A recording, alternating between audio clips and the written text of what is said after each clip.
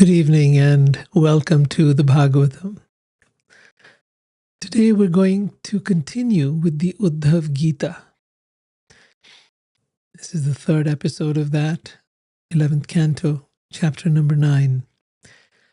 And this is the time where, just as Krishna spoke to Arjuna on the battlefield of Kurukshetra, in which he spoke the Bhagavad Gita, similarly at this time Krishna is now speaking with his dear friend Uddhava.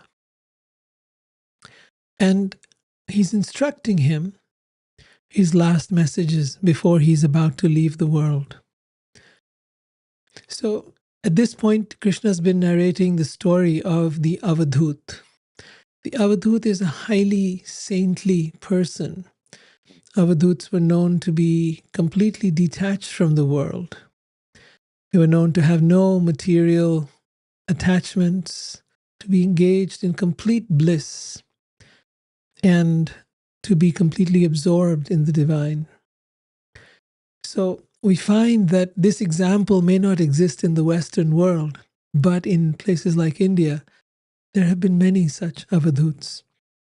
The Avadhut has found that inner peace and lives with no care for anything of this world. They have no attachment to anything, no desire for anything.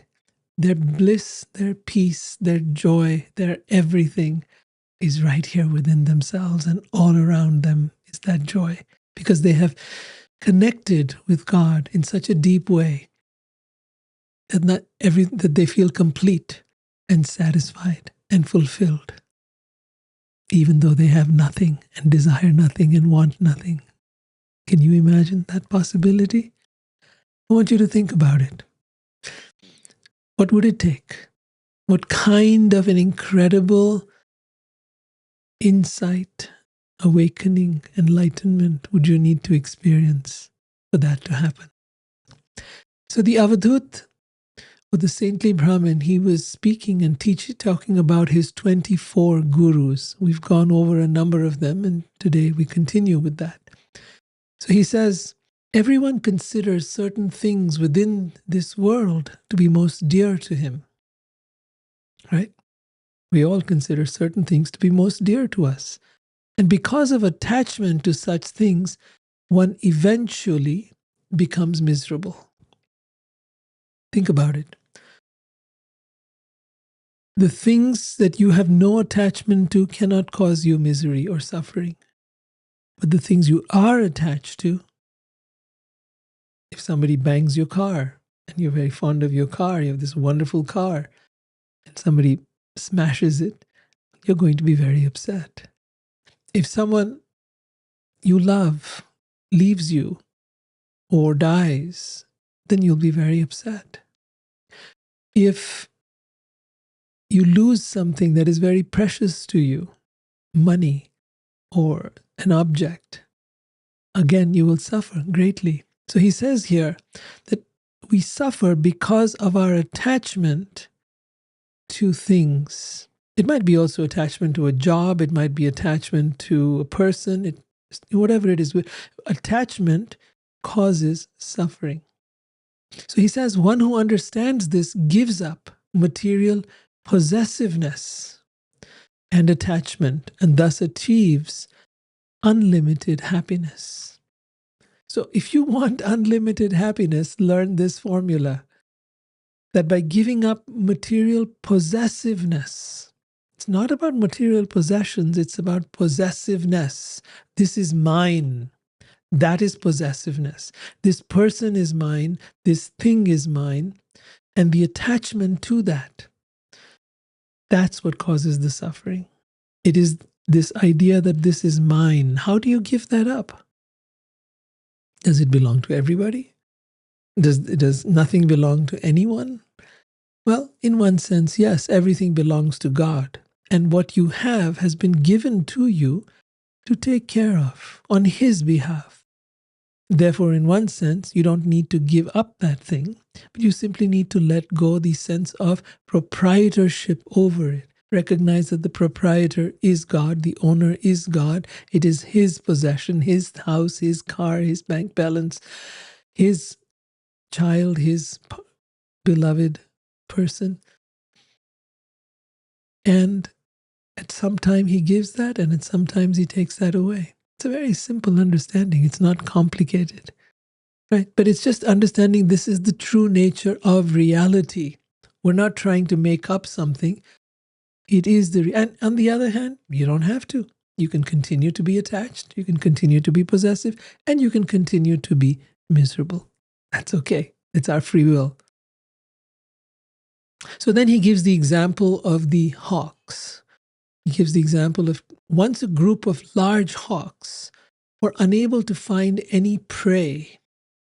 And so they attacked another weaker hawk who was holding some meat.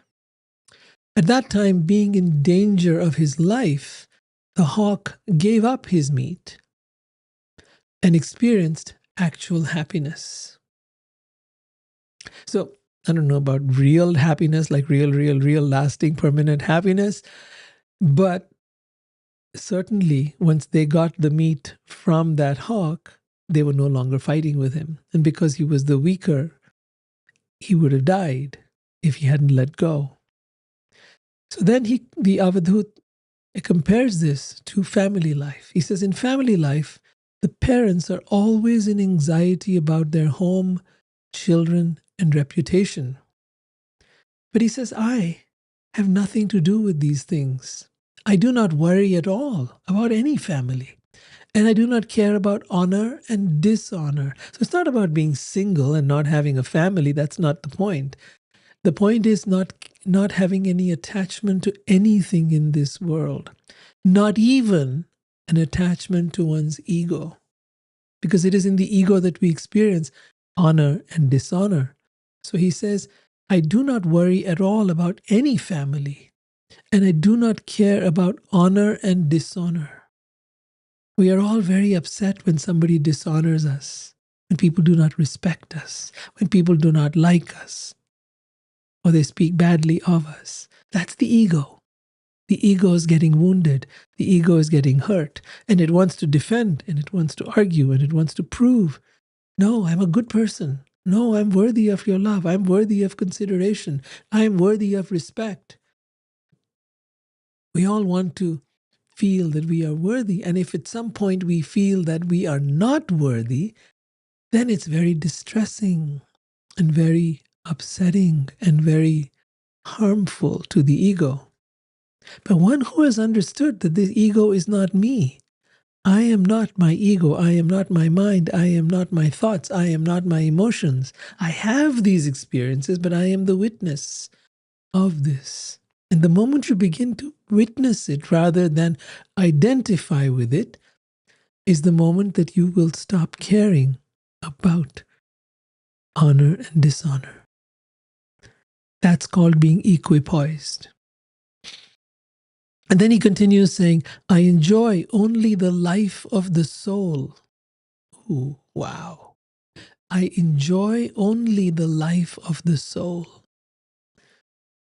You see, when we withdraw our attachment to our senses, because as long as we're attached to our senses, we're going to be attached to our body. As long as we're attached to our body, we're going to be attached to our mind. We're going to be attached to our ego. As long as we realize that this is the game and we have to withdraw from all of it, from what we see and hear and feel, from our senses and sense enjoyment, from our mind, which then is chasing those, and our intelligence and our ego, and we pull ourselves away from that, then and only then can we enjoy the life of the soul.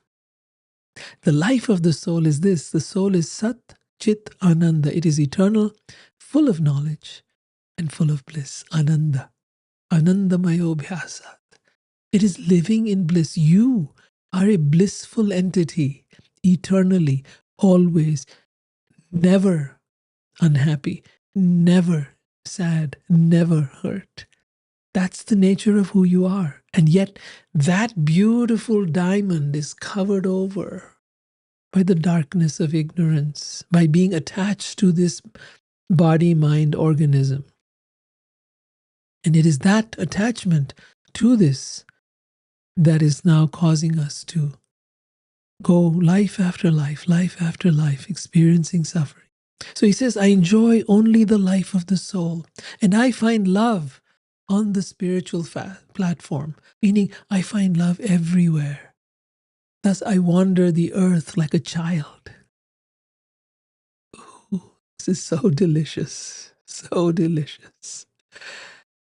I want you to imagine living like this, because this is your birthright. This is what you were born to do. This is how you were meant to live. I don't mean you have to give up the world like he has. That's not necessary. Only the sense of attachment to the world, to the things of the world, to the people of the world, letting it go, knowing that it was never yours. In fact, you were born without any of these things or any of these people, and you will die leaving them all behind. So what was yours? Nothing really. For a little while you claimed it, and then it was taken away from you. If we can have that intelligence, if we can have that kind of clarity, we will be happy. He says, I enjoy only the life of the soul, and I find love everywhere. Spiritual love he's talking about. He says, in this world, two types of people are free from all anxiety and are merged in great happiness. Those who are intellectually challenged, shall we say, or foolish, and those who have approached the Supreme Lord who is beyond this world. So in the purport it is explained that materially alert and ambitious persons are constantly in anxiety. Is this true or is it not? Tell me, what has been your experience? Are the people who are materially attached, materially alert and ambitious constantly in anxiety or not? What have you noticed? From time to time, they are plunged into great misery. So it appears that they're happy and then they're plunged into misery. Then they comes out again from the water and they think they're happy again. You've heard of that thing where they dunk someone under the water like a torture, right? They put them underwater where they're suffocating and they can't take it anymore, and then they let them come out. And then they let them take a few deep breaths and then boom, back again into the water. So very often our lives feel like that. So he says the intellectually challenged or the foolish person and the devotee of God can be said to be peaceful in the sense that they are free from the ordinary anxiety of the materially ambitious person. However, this does not mean that they are on the same platform. These two are not on the same platform. Those who are intellectually challenged live in a fool's paradise. Their peace is like that of a dead stone. Whereas those devotees who have surrendered to God, to Krishna, their satisfaction is based on perfect knowledge, and they are filled with transcendental bliss. This is a fact. This is true. To whatever degree I have been able to experience it, this is 100% true. And my aspiration would be to be as he is and to experience it fully and all the time. But still the journey goes on, up and down, being bobbed up and down, drowned and then up again, drowning and then up again. And the more we let go of these attachments in the world, the more we become free, including the attachment to this body, this mind, our thoughts, our emotions, our experience, our story, everything. Then he gives another example. So this is the story of a young girl and her bangles. So he says, once a marriageable young girl was alone in her house because her parents and relatives had gone that day to another place. At that time, a few young men arrived at the house, specifically desiring to marry her. Now, what was she to do? So she received them with all hospitality. She then went to the kitchen and began to make some preparations so that the unexpected male guests could eat. This is hospitality. And she wanted to give them something to eat. They'd come to her house. In Vedic culture, when someone comes to your house, you take care of them, you feed them. So she was in the kitchen and she was cooking. In the process of cooking, she had to take care of, sort of beat the rice. So the conch shell bracelets on her arms were colliding. So these are the conch shell bracelets. These, especially in the areas like Bengal, they wear these bangles that are made of conch shell, the white ones, and then the red ones are made of something called lac. So the bangles on her arms were colliding and making a loud noise. She had a bunch of them on her arm. The young girl feared that the men would consider her family to be poor because their daughter was busily engaged in menial task of husking rice. Being very intelligent, the shy girl broke the shell bracelets from her arms. She broke them or took them off from her arms, leaving just 2 on each wrist. So she had 2 and 1 and 2 on each wrist, right? Thereafter, as the young girl continued to husk the rice, the 2 bracelets on each wrist continued to collide and make noise. Therefore, she took 1 bracelet off each arm, with only 1 left on each wrist. There was no more noise. And so the Avadhut says, I traveled throughout the surface of the earth, learning constantly about the nature of this world. And thus I personally witnessed the lesson of the young girl. When many people live together in one place, they will undoubtedly be quarreling. So he's comparing those bangles on her arm like many people living in one place. And then when that arm is moved, there was all this noise from the bangles, right? So he says, when many people live in one place, they will undoubtedly be quarreling. And even if only 2 people live together, there will be frivolous conversation and disagreement. Therefore, to avoid conflict, one should live alone, as we learned from the example of the bracelet of the young girl. In today's time, you'll find that people have a very hard time living alone. It is not considered that your life is complete or good or in any way okay if you are alone, if you are single. No, everyone expects you should have a partner, you should be married, or you should have children, or you should have a home, you should have a life. If you're just single, you seem to be not quite living up to the standards of society. And yet, we learn from the Avadhut. So he's not talking about a life which is spent alone, chasing after young girls or men. He is talking about living a life which is alone but free from the need for any person at all. Right? Most people can't do that. They'll get depressed. They'll get miserable. They will feel lonely, abandoned, like nobody cares about me. I'm just alone, right? It's so hyped up, this need to be with somebody. But he's giving the example here that one should live alone and find inner peace, because that's where it is. It's not to be found with people. With people, no matter how much you love someone, there will always be conflict. Always. Tell me someone who you know who's with another person and there is no conflict. And if there is no conflict, then that person is suppressing something, very likely. And sometimes it happens, people seem to be so happy and they'll say, oh, we never fight. And then 10 years later, they're having a divorce. All these resentments have built up and built up and built up. And now it comes to a breaking point and they can't take it anymore. Maybe there are some exceptions. But I would say for the most part, it's very rare that people live together and are truly not engaged in conflict, because everybody is different. And since we are different, our differences will cause conflict.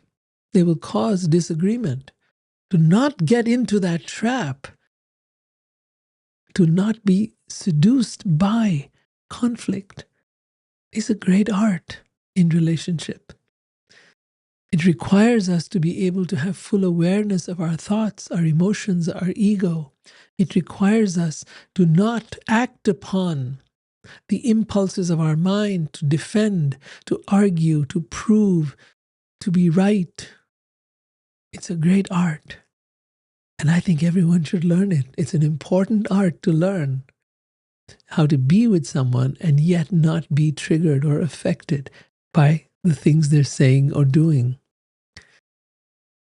Without building resentment, without building any kind of without suppressing yourself. That's not the point. Not at all.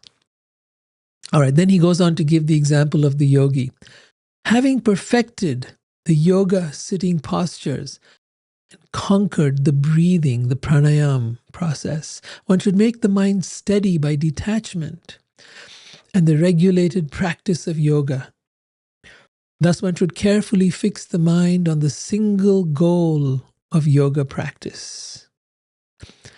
In the purport, Srila Vishwanath Chakravarti Thakur says that the Avadhut Brahmin is recommending Bhakti Mishra Ashtanga Yoga, or the Eightfold Mystic Yoga process performed as an offering to the Supreme Godhead or to God.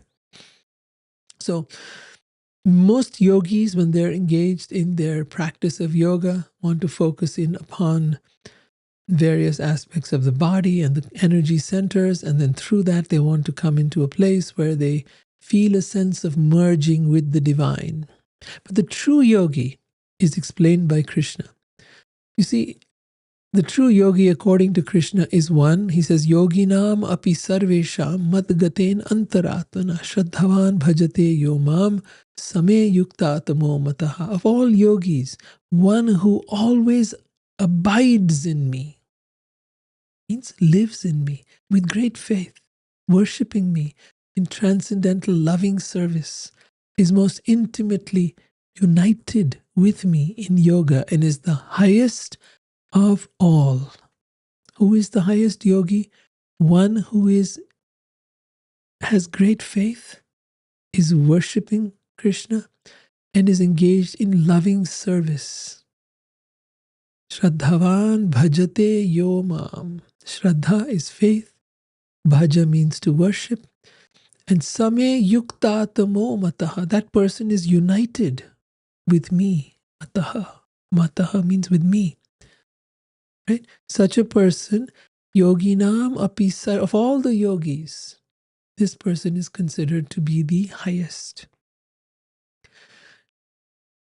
See, the problem is the desire to enjoy the material world is so strong that the mind wanders here and there uncontrollably. Therefore, it is stated, dhairyamanam, the mind must be fixed on the Supreme Lord, Sri Krishna. That is the process. That is the process of bringing the mind under control. And as such, it is very difficult to do. When a yogi is fixing upon the Supreme Lord, then Krishna himself intervenes and helps us. Whereas if we try to, by ourselves, still our mind, it is very difficult. Arjuna says, the mind is like the wind. It's very hard to control the wind, right? So in the same way, because Krishna tells him, but with practice you can do it. But in a later part of the Bhagavad Gita, he says, I help you when you surrender to me. And that's really the process. When we surrender to Krishna, when we chant his name, when we engage in serving him, then he steps in and helps us. And that's the beauty of Bhakti Yoga. That we're not alone. We have support from the highest power of all, who can do anything, who is omnipotent, who can do anything. And if we are able to touch his heart with ours, if we are able to connect with him with love, because that's the only thing he wants from us, is true love. Not love that is motivated, not love that is saying, give me this and give me that, not love that is conditional. If you love me, then I will accept you. No. Or rather, if you give me what I want, then I will love you. No, not at all. Right? Love that is unconditional, that is pure, that is unmotivated. Then, if that quality of love is there, he is delighted. He is like a honeybee that wants to come and drink that nectar of love in your heart. So the Avadut continues, the mind can be controlled when it is fixed on the Supreme Personality of Godhead. Right? Just like the yogi who's fixing his mind on God. Now, one doesn't have to be sitting in a posture like that, but one can be in all one's activities thinking of Krishna, offering one's activities to him. Man mana bhava mad bhakto mad yaji mam namaskar. Krishna says, always think of me, become my devotee. Give your love to me, surely you will come to me. The mind can be controlled when it is fixed on the Supreme Personality of Godhead, Krishna. Having achieved a stable situation, the mind becomes free from polluted desires to execute material activities. See, how does one become free of desire? It's not possible. Our mind is always wanting something. Our senses are always wanting something. We see something wonderful, we want it. We hear of something wonderful, we want it. Right? Somebody tells us of something, we see it on TV, we come across it in some advertising, we want it. The latest, whatever it might be, fashion or the technology or whatever it is that we are into. To become free from desires and only happens when we replace our desires for the world with our desire for that Supreme Being. Because by welcoming Him into our heart and desiring Him above all, what happens is then all other desires are met. We feel fulfilled in every way. It's like you've gained the greatest treasure of all. That is the blessing. That is the gift of surrendering to God, of making Him the object of your desire. It's an incredible experience that we can all have.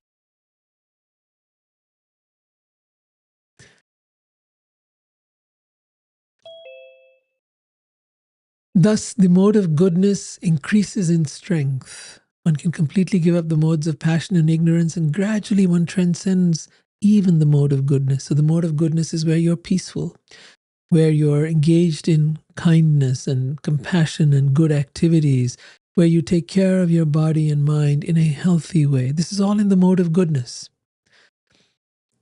But one needs to transcend even the mode of goodness and come to the transcendental platform, beyond good and bad, beyond the dualities of the world. So he says, when the mind is freed from the fuel of the modes of nature, the world has an influence upon us. That influence could be to make us depressed and not want to do anything. That's called the mode of ignorance. It could make us so that we desire everything, and we're now in the mode of passion. We want to go, go, go, and get everything that we can. Or we come into the mode of goodness, where we become peaceful. We become attached to healthy things and to nature and to a simple life.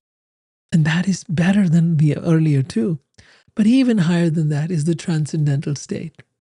He says, then one rises beyond even the mode of goodness, and one achieves the transcendental platform of direct relationship with the object of his meditation. Who is that? The Supreme Lord. See, we can have that direct relationship here and now. It's not that we have to go to heaven and then we'll get to be with God. We can get to be with God here and now. That's the beauty of bhakti.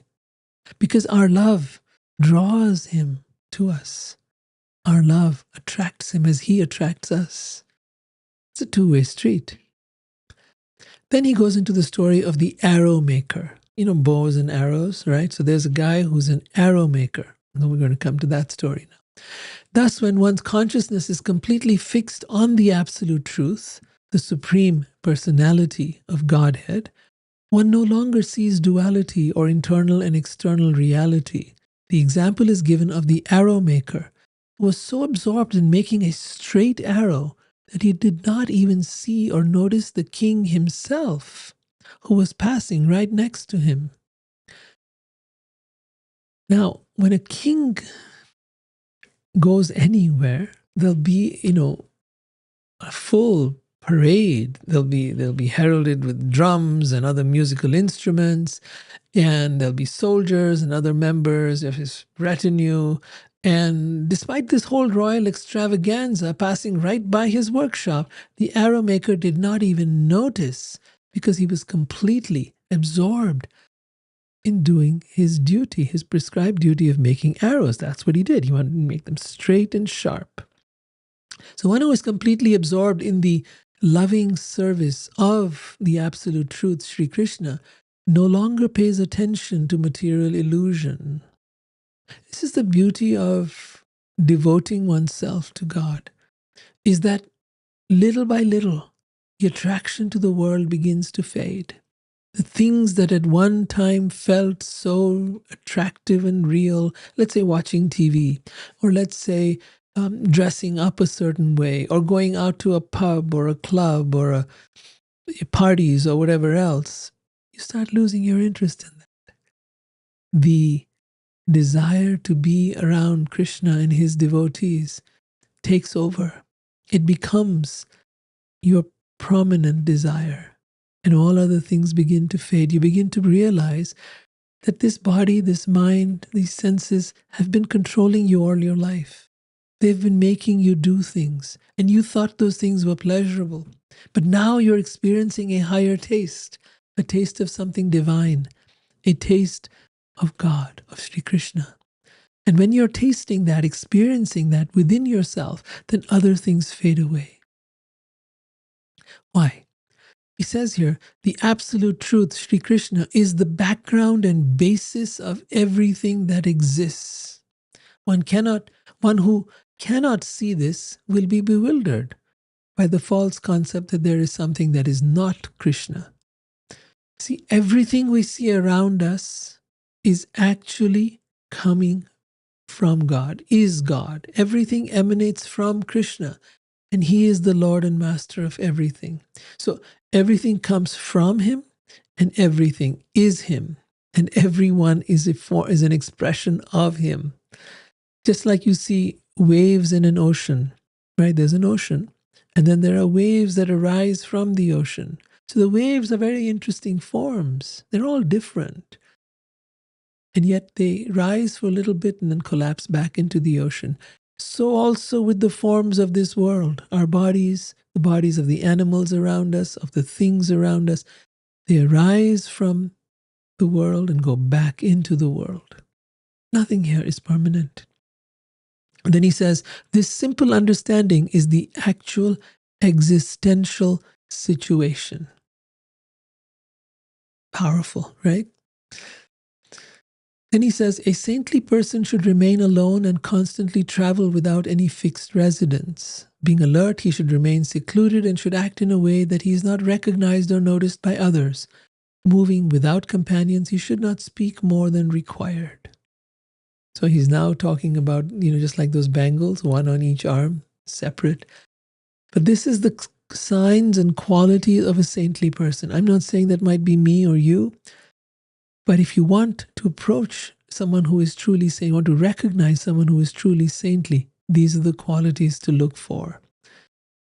That this person is not attached, does not have any fixed residence, remains alone and constantly alert, seeing things as they are, secluded. Then he gives the example of the snake in the house. When a person living in a temporary material body tries to construct a happy home, the result is fruitless and miserable. So have you ever tried to, when you move into a new house, a new apartment, you spend a lot of work. You buy a house, you spend even more work, right? Maintaining it. The house needs maintenance. It needs the yard to be, you've got to mow the yard. You've got to maintain the property. You've got to make sure that everything's working. When things break down, you've got to fix them. So he says, when a person living in a temporary material body, as it is, we're living in a temporary material body. Now we try to construct a happy home. Whether that is, your own, whether you own it or you rent it, either way, just to maintain it is a lot of work. The result, he says, is fruitless and miserable. Why fruitless? Because what is the fruit of all that? Constantly you're having to work to maintain this.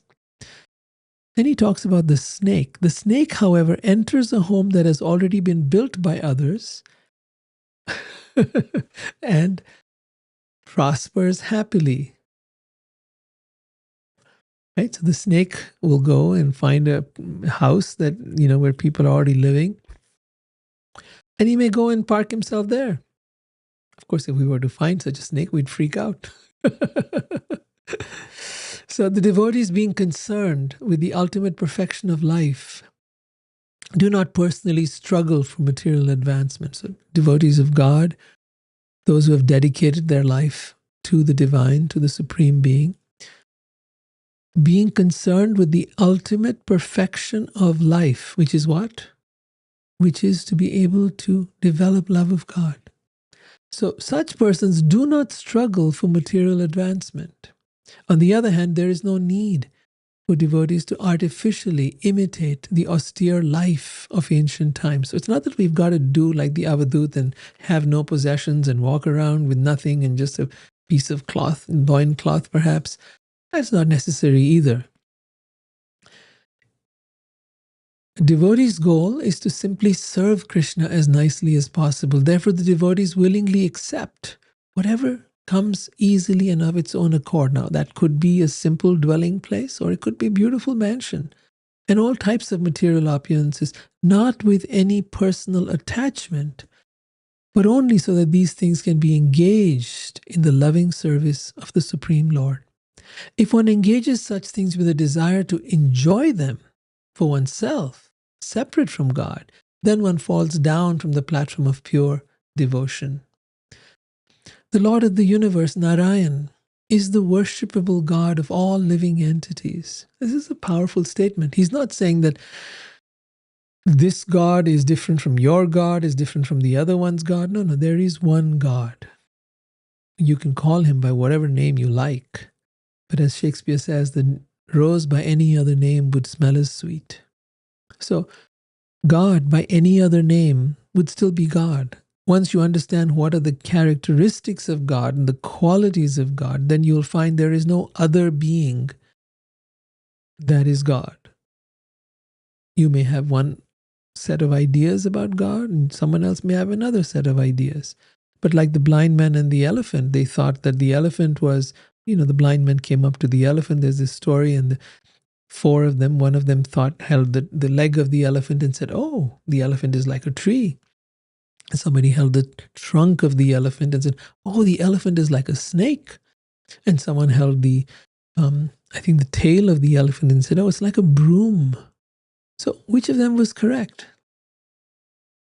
None of them. They weren't able to see the entire picture. Similarly, people with different religious or spiritual ideologies think they know everything, but they only know part of the truth. So he says here, the Lord of the universe, Narayan, is the worshipable God of all living entities. Without extraneous assistance, he creates this universe by his own potency. So he creates it from himself, from his own potency. And at the time of annihilation, he destroys the universe through his expansion of time and withdraws all of the cosmos, including all the living entities, within himself. Thus, his unlimited self is the shelter and reservoir of all potencies. The subtle pradhan, the basis of all cosmic manifestation, is conserved within him. So it is said that everything comes from the pradhan, which is the undifferentiated energy of the divine, which then becomes differentiated when the creation happens. At that time, it takes all the different shapes. But the pradhan is the raw material from which the creation is made. It is to that everything, from that everything comes, and it is to that everything then dissolves at the end of creation, only to be created all over again. Creation goes on in cycles, right? Cycles of creation and destruction.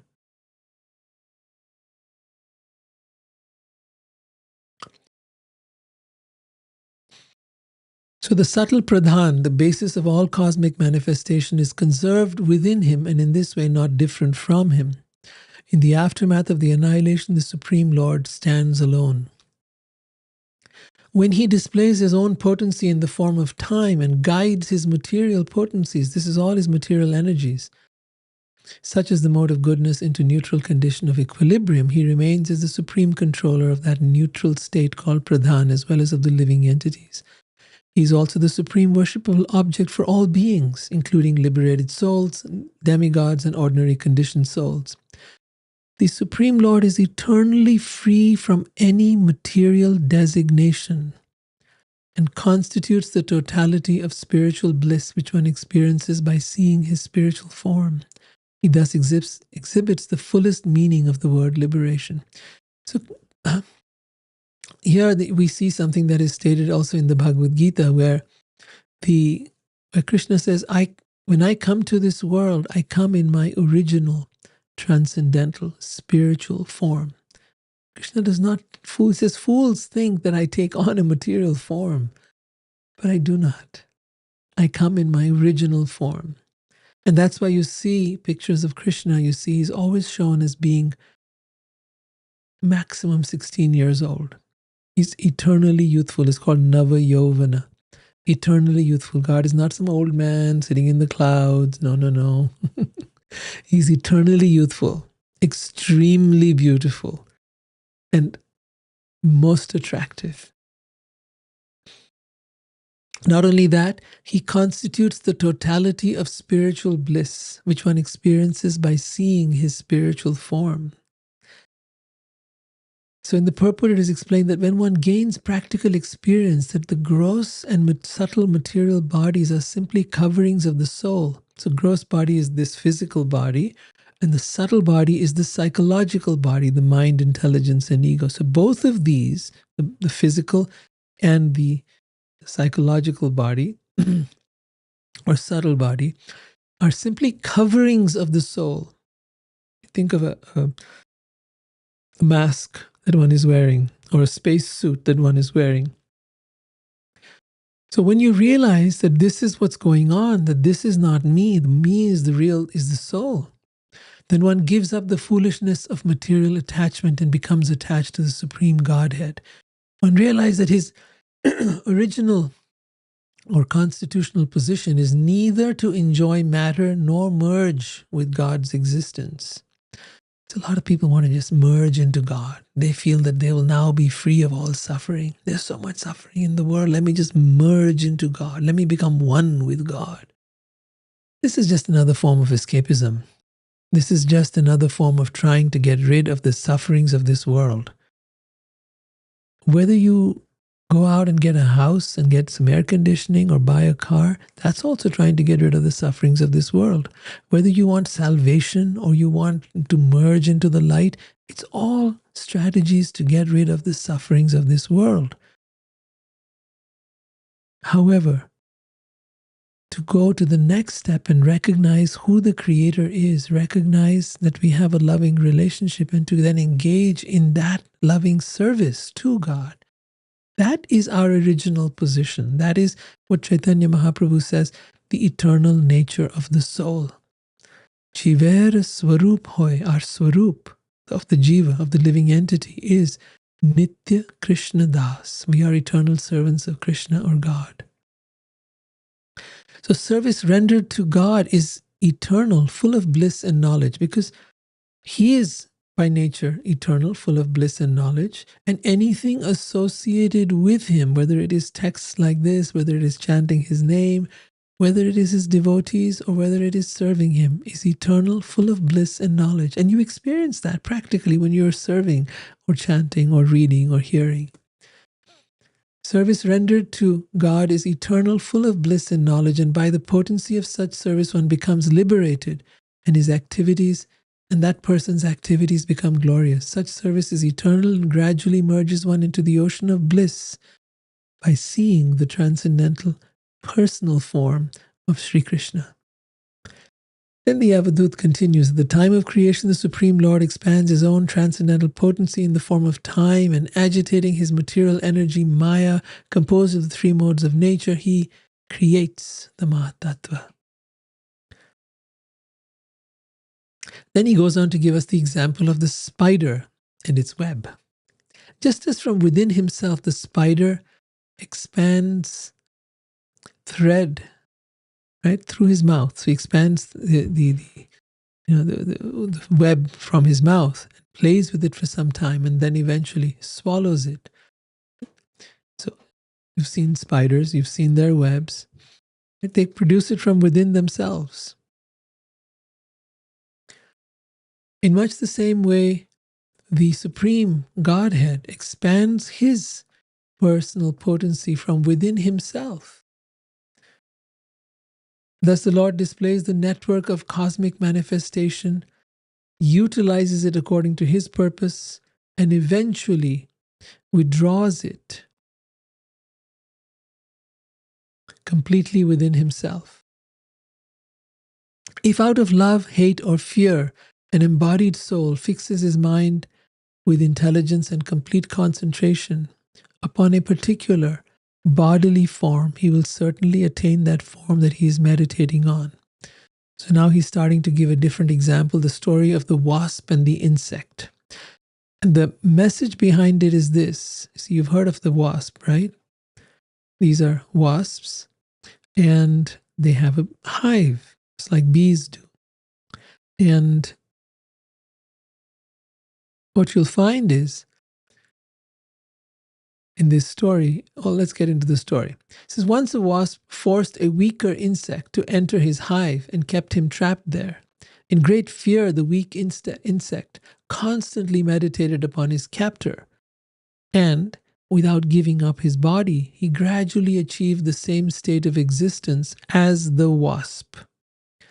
Thus, one achieves a state of existence according to one's constant concentration. Listen very carefully. One achieves a state of existence according to one's constant concentration. What are you meditating on constantly? What is your focus on? Is it your fear of aging? Is it your fear of or envy of others? Where are your thoughts? Watch them. He says, one achieves a state of existence according to one's constant concentration. And in the earlier verse it had said, if out of love, hate, or fear, an embodied soul fixes his mind with intelligence and complete concentration upon a particular bodily form, he will certainly attain that form that he is meditating upon. So now, how is it that this wasp trapped a weaker insect inside his hive, and that weaker insect, which was not a wasp, turned into a wasp and eventually was able to free himself? So that's the question that was asked. And the answer is that the question is that since the weaker insect in the story did not physically change his body, how can it be said that he achieved the same state of existence as the wasp? The answer is actually by constant meditation upon a particular object, one's consciousness becomes filled with its qualities. It's such a key point. I've often said that what you hate, you become. Meaning, hate is such a powerful meditation. If you hate someone or something, their qualities are going to come into you, and you will gradually start to become as they are. You'll see it all the time. People criticize someone, and they criticize them very passionately. And in a while, you'll see they're doing the very same things that they criticized. They can't see it. They don't realize it for themselves, but they're doing the very same things that they were criticizing. It happens again and again. I see it all the time. So by constant meditation on a particular object, one's consciousness becomes filled with its qualities. Due to extreme fear, the smaller insect was absorbed in the characteristics and activities of the large wasp, and thus entered into the existence of the wasp. Due to such meditation, he actually took the body of a wasp in his next life. So I want you to really be clear about this. You see, Bhagavad Gita says, Yam yam vapi smaran bhavam tejati ante kalevaram tam tam evaiti kaunteya sad tada tad bhava bhavitaha. That whatever state of being one remembers when he quits this body, that state he will attain without fail. So meaning, wherever your consciousness is at, your consciousness is the sum total of how you've lived your life. That's where your state of mind is at. That's your consciousness. Right? Your consciousness is an aggregate of wherever your thoughts and activities have been. So whatever your consciousness is at the time of leaving this body will determine your next body. It's not that God puts people into one kind of body, one in a rich home, one in a poor home, one in an animal body, one in an insect body. No. God is not personally involved. He makes it very clear in Bhagavad Gita here that whatever state of being one remembers, When he quits his body, that state he will attain without fail. And he who meditates on the Supreme Lord, his mind constantly engaged in remembering me, Krishna says, undeviated from the path, he is sure to reach me. If our intelligence becomes steady on the spiritual platform by understanding that Krishna is everything, then we can give up unnecessary consciousness of the external body and absorb ourselves in the spiritual pastimes of Sri Krishna. See, the idea is to find God everywhere, right? I once had a little acronym that I made up. Ego, there was ego, which was to edge God out. So when you have your ego, you're more absorbed in yourself. You are the most important person in the world for your ego. You're the only one, you're the one that matters the most. And then when you reverse that, OGE is to observe God everywhere. So when you get out of the egoic condition, you begin to see God everywhere. And when you see God everywhere, like this Avadhut is doing, he's seeing him in all these different things, in all these different creatures, in all these different people. He's finding God everywhere. And when you do that, then you're always absorbed in God. And Krishna says very clearly that one who's always thinking of me will come to me, is sure to reach me, undeviated from the path. Someone who's engaged in remembering me is sure to reach me. All right, so then the next guru he talks about is one's own body. That's one that most people are so absorbed in and so attached to. From all the spiritual masters, he says, I have acquired great wisdom. Now please listen as I explain what I learned from my own body. This material body is also my guru, my spiritual master, because it teaches me detachment. Really? For most people, it teaches attachment. But here, he says, it teaches me detachment, being subject to creation and destruction. So the body is subject to birth and death, creation and destruction. It always comes to a painful end. Thus, although using my body to acquire knowledge, I always remember that it will ultimately be consumed by others. And remaining detached, I move about in this world. What do you mean by consumed by others? Well, it'll either be burned to ashes, or if you bury it, then it'll be consumed by maggots and other such entities who will come and feed on the body, right? There'll be all kinds of insects and bacteria and others who will come and feed on the body. And ultimately, yes, it will be consumed. In some cultures, they even feed the body to the vultures. Or it'll be consumed by the fire if you burn the body. But I remember, he says, that it will ultimately be consumed by others and I remain detached. I move about this world free. Then he goes to another story, the story of the tree and its seed. He talks about a man attached to the body accumulates money with great struggle to expand and protect the position of his wife, children, property, domestic animals, servants, homes, relatives, friends, and so on. So a person who's attached to the body accumulates money with great struggle. Why? To expand and protect his position or of the position of his family. He does so for the gratification of his own body. And then he gives the example of a tree. A tree before dying produces the seed of a future tree. The dying body manifests the seed of one's next material body in the form of one's accumulated karma. So, much as I said, where your mind is fixed upon, that will determine where your consciousness, that will determine where you go in your next life. So also, your karma is part of that, your accumulated karma. That is the seed that will give rise to the next body that you will have. Just as a tree produces a seed which will become a future tree. Similarly, the dying body manifests the seed of one's next material body in the form of one's accumulated karma. Thus assuring the continuation of material existence, the material body sinks down and dies. It's such a heartening story to hear that unless we understand these lessons, we will keep coming back life after life, life after life. We will keep coming back in different bodies In each body we will be attached and we will think, this is me. In each body we will think that this is my home, this is my car, this is my family, these are my children. And all of that is an illusion, because when you die, you leave all of that behind. You come back again, you have a new family, a new body, you might be a girl today, now you're a boy. You might be, born in a Christian family now, and next you're born in a Muslim family. Yeah, that happens too, right?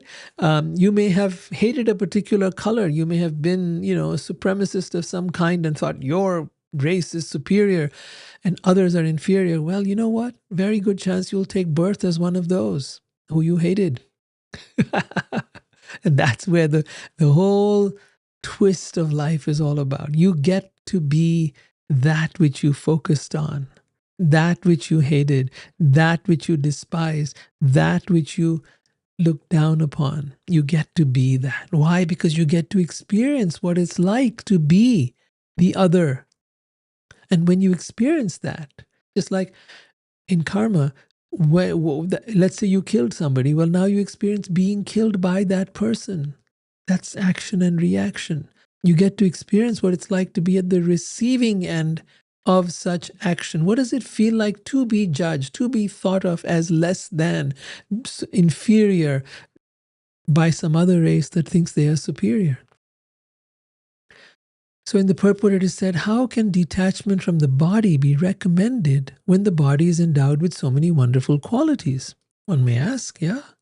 The answer is given in this verse. The body does not award detachment and knowledge in the manner of some benevolent teacher. Rather, it causes so much pain and misery that any common sense person cannot help being convinced of the uselessness of material life. See, the body does give us some amount of pleasure, but that is tiny in comparison to the amount of hard work and struggle and suffering we have to go through just to maintain it. Every day we have to bathe it. Every day we have to take it to the toilet. Every day we have to feed it. And for that feeding, we have to go and do shopping, and we have to do cooking.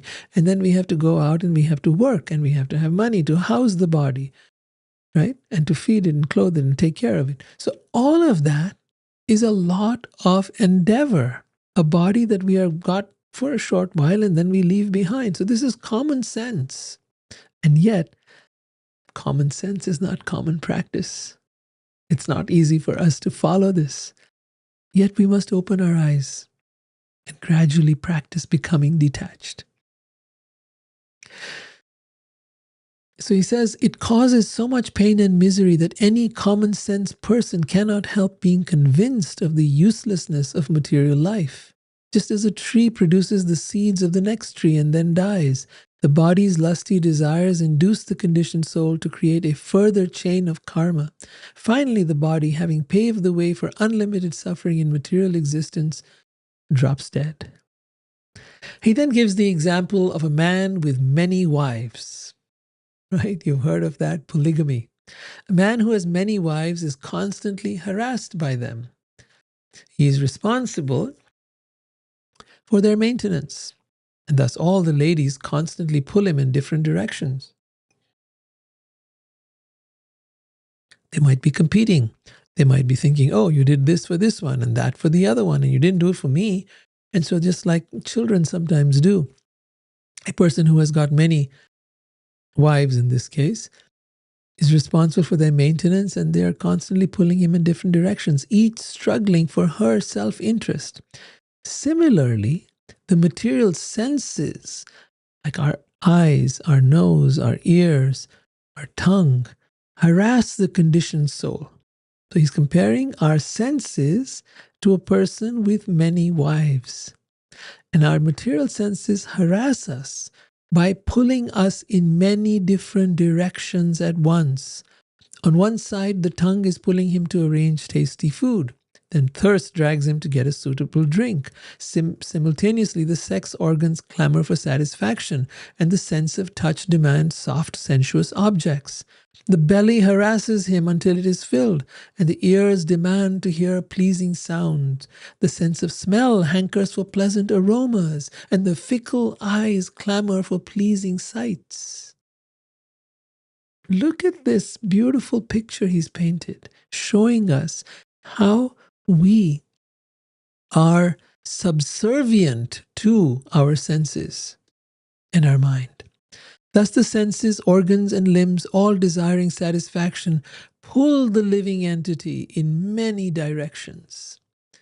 One should maintain the body with the bare necessities. So this is the purport here. One should maintain it with the bare necessities to keep it fit and working. However, if one is a faithful servant of the body, it will pull one's consciousness in many directions at once. And there is no possibility of understanding God or even becoming peaceful. He then goes on to explain the Supreme Personality of Godhead expands his own potency, Maya Shakti, creating innumerable species of life to house the conditioned souls. Yet by creating the forms of trees, reptiles, animals, birds, snakes, and so on, the Lord was not satisfied within his heart. Then he created human life, which offers the conditioned soul sufficient intelligence to perceive the absolute truth and become happy. So, the human form of life, unlike the animal species, offers the conditioned soul sufficient intelligence to understand the absolute truth, just as you're doing right now, seeking to understand that. After many, many births and deaths, many, many births and deaths, one achieves the rare human form of life, which, although temporary, affords one the opportunity to attain the highest perfection. Thus, a sober human should quickly endeavor for the ultimate perfection of life as long as his body, which is always subject to death, has not fallen down and died. After all, sense gratification is available in all species of life, right? Whether you look at the insect or you look at the animal, from the rat to the cockroach to all the way to the dog, the cat, the lion, the tiger, all species, right? They're all chasing their senses. They're all subservient to their senses. So sense gratification is available even in the most abominable species of life, whereas God consciousness or Krishna consciousness is possible only for human being. So in the purport it says, material life essentially means repeated birth and death. Even the lowest form of life, such as reptiles, insects, pigs, and dogs, have ample opportunity for sense gratification. Even ordinary houseflies have a busy sex life and thus multiply rapidly. Human life, however, enables one to understand the absolute truth, and this is a great responsibility.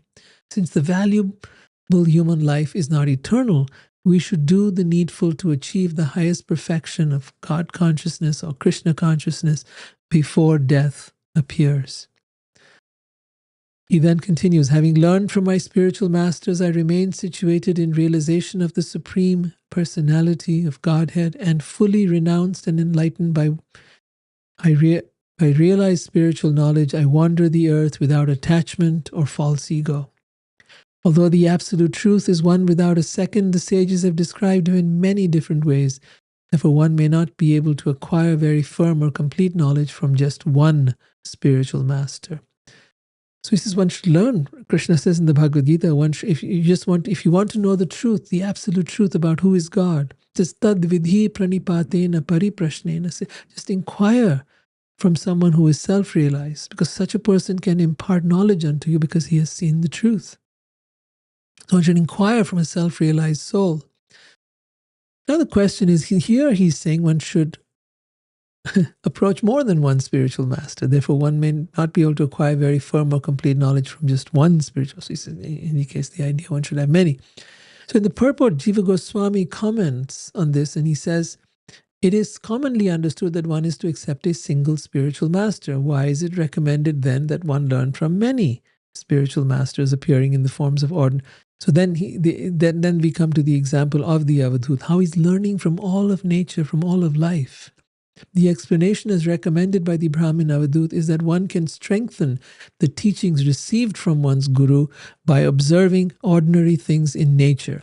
One should not mechanically receive the teaching of one's guru.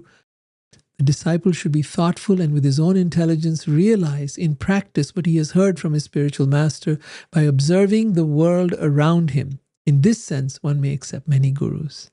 So it's a beautiful resolution.